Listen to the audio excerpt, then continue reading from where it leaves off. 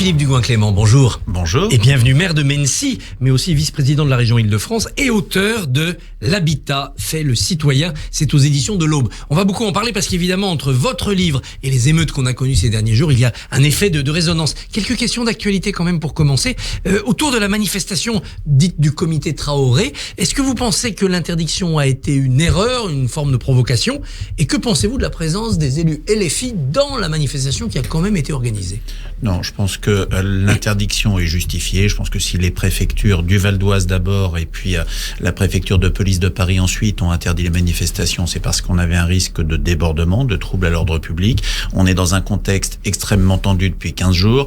On est sur des manifestations qui déjà en temps normal peuvent être de nature à dégénérer. Et donc je comprends que l'État ait pu souhaiter protéger la population et interdire ces manifestations. Et comprenez-vous que Mme Panot, M. Coquerel... Après, c'est totalement irresponsable. On a une dérive de la part d'un certain nombre d'élus d'extrême gauche, que ce soit sur cette manifestation ou à Sainte-Soline, qui s'exonère de toute norme, de toute règle juridique. Un élu qui va à une manifestation interdite, une manifestation pouvant dégénérer, entraînant des violences, que ce soit à Sainte-Soline ou que ce soit la manifestation du comité Adama Traoré à la République, c'est quelque chose d'irresponsable et d'anti-républicain. On a vu la Bravem procéder à quelques arrestations un peu musclées à la fin de cette manifestation. Il y a une polémique autour de cette unité de police. Qu'en pensez-vous? Est-ce qu'il faut remettre à plat le lien entre police et population? La question de la Bravem, la question des contrôles d'identité dans les quartiers, etc., etc. Je pense que la police fait son travail. Elle fait un travail extrêmement difficile. Elle fait un travail en étant remise en cause, attaquée, stigmatisée. Aujourd'hui, on a toute une partie de cette même extrême gauche qui demande quasiment de désarmer la police, alors qu'on est face à des gens qui sont mis en situation de danger permanent pour eux, pour leur famille. On a assisté pendant les manifestations à des logiques de traque véritables d'uniformes, de policiers, de chercher à identifier des voitures individuelles pour pouvoir trouver le domicile, d'avoir des menaces quasiment sur les familles. Et on a aujourd'hui une extrême gauche qui contribue à cela. Et moi, je trouve que ces débats sont totalement nauséabonds. On a un État aussi qui tient parce qu'il y a des forces de l'ordre et qui sont là pour protéger les plus faibles. Elisabeth Borne a donné une grande interview ce week-end aux Parisiens où elle parle du 14 juillet, de l'inquiétude sur la sécurité, des mesures qui sont prises. Vous, élu, vous êtes inquiet de ce dernier rendez-vous avant les vacances ? Toujours un petit peu, alors raisonnablement et modérément, mais le 14 juillet est toujours une date en fin de soirée potentiellement un petit peu compliquée, que ce soit des phénomènes entre guillemets de viande saoule ou que ce soit des phénomènes de casse de fin de soirée, de tir de mortier, ce qui est devenu un peu une habitude sur des forces de l'ordre ou sur des symboles de ce qui peut être les collectivités, l'État, la République.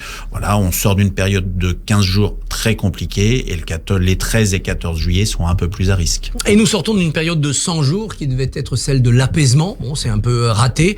Elisabeth Borne dit quand même dans cette interview, nous avons délivré. Elle considère que les chantiers sont ouverts. Est-ce que vous lui donnez vous aussi ce satisfecit ? Je lui donne en tout cas le fait d'être courageuse, d'avoir tenu la barre dans une période extrêmement compliquée. Et ce qui est vrai, c'est que les 15 derniers jours ont mis sous cloche totalement tous les points de vie politique. Enfin, quand on est dans un pays qui vit des émeutes insurrectionnelles soutenues et légitimées politiquement, ce qui n'avait jamais été le cas. 2005, ça n'avait pas été le cas par une partie de la classe politique. Je peux comprendre qu'effectivement, il y a beaucoup de chantiers qui passent au second plan. Ça devrait pousser la droite à se rapprocher de cette majorité, à faire corps contre ces extrêmes. Et pourtant, c'est pas le cas. La droite ne veut pas de pacte de gouvernement. Mais la question n'est pas de vouloir ou pas vouloir un pacte de gouvernement. Vous savez, la droite, déjà, c'est divers. Moi, je suis un centriste. Avec Hervé Marseille à l'UDI, on a un certain nombre de différences par rapport à LR. D'ailleurs, on ne sait pas si LR aujourd'hui souhaite travailler avec le centre ou plutôt avec la droite de la droite, voire avec l'extrême droite. Il y a quand même un aggiornamento chez LR et les Républicains à voir.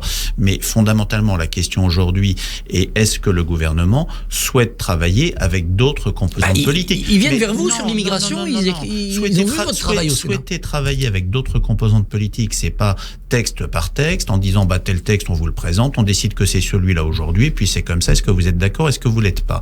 Travailler sur une logique de gouvernement, c'est travailler sur un agenda politique, c'est travailler sur une succession de textes, une vision commune sur 1 an, 2 ans, 3 ans. C'est ce qui se fait dans tous les pays où il y a des coalitions de gouvernement. Qu'on parle de l'Allemagne, qu'on parle de l'Italie, qu'on parle de la Belgique. Là, ce qui est proposé, c'est un petit peu différent. C'est de dire, ce mois-ci, on va travailler sur tel texte, dites-nous ce que vous en pensez. Ça peut pas se faire comme ça, c'est pas au fil de l'eau.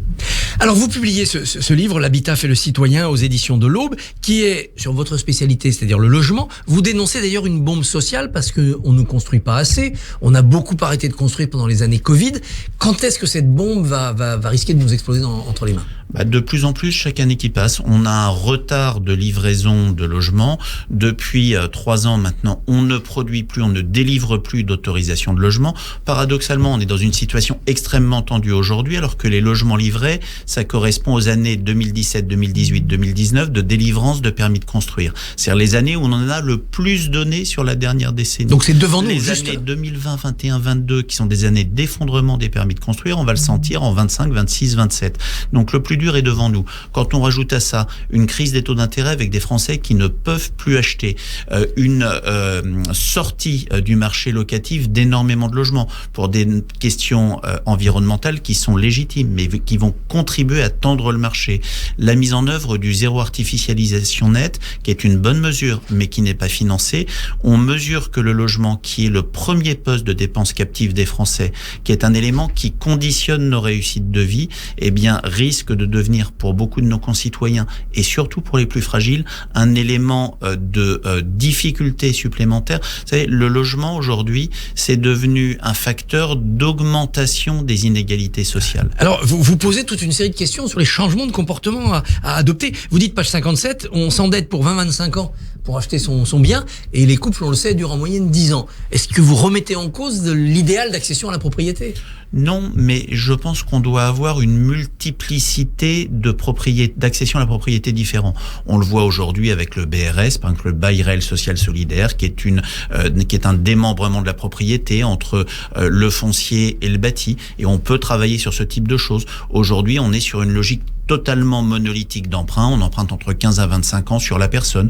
On pourrait très bien imaginer d'avoir des emprunts in fine, d'avoir des emprunts sur des périodes beaucoup plus longues, ce qui se fait en Suisse ou dans les pays scandinaves, qui portent sur le bien et non plus sur la personne. Vous savez, la durée d'un taux d'emprunt moyen, c'est 8 ans. C'est-à-dire que quand vous empruntez sur 15 ans ou 20 ans, la réalité, c'est une durée théorique. Vous pourriez très bien emprunter sur 50 ans sur le bien.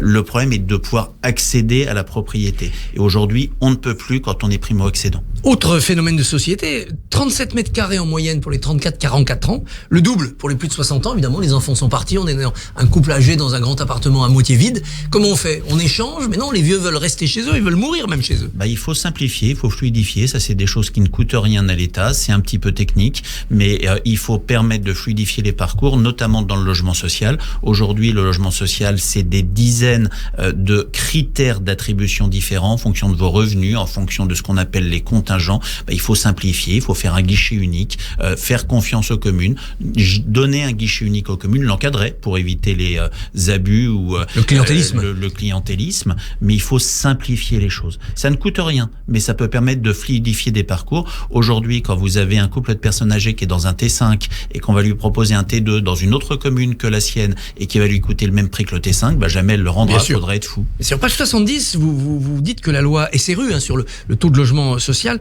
a travaillé sur la quantité de logements, mais jamais sur la qualité. Il faudrait regarder cet aspect qualitatif. Peut-être avoir moins de logements, mais de haute qualité.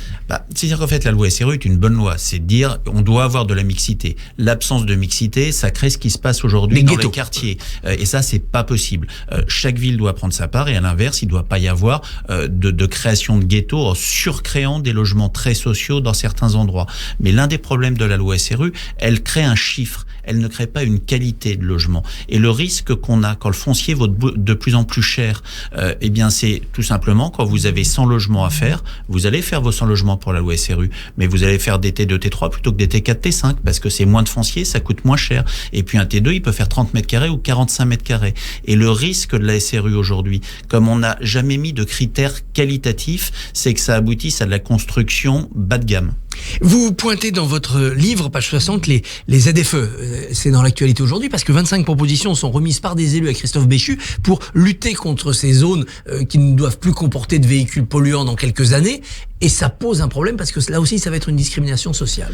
C'est toute la difficulté entre acceptation sociale, transition sociale et transition environnementale. Et la transition environnementale, faut avoir le courage de dire aux Français que si on veut la faire, c'est quelque chose qui coûte cher. Et on ne peut pas laisser à croire que les ZFE, ces zones à faible émission, comme la mise en œuvre du zéro artificialisation nette, c'est quelque chose qui est faisable sans investissement massif de la part de l'État. Si on ne le fait pas, on se retrouvera pour la question du ZAN ou pour la question des passoires thermiques dont nous n'autorisons plus progressivement les locations. Tout ce qui est classé FG. Voilà, etc. dans la même situation que ces ZFE, où on va revenir en arrière. Parce que si on ne revient pas en arrière, on est sur une catastrophe sociale. C'est les personnes fragiles, modestes, qui ne pourront plus accéder, qui ne pourront plus travailler dans un certain nombre de secteurs. Revenir en arrière, ça veut dire étaler le calendrier, Bien simplement, sûr. renégocier. Bien sûr. Le principe doit rester. Mais le principe doit rester. Mais au vu des moyens financiers mis par la puissance publique aujourd'hui, si on tient le calendrier, on va vers une catastrophe sociale.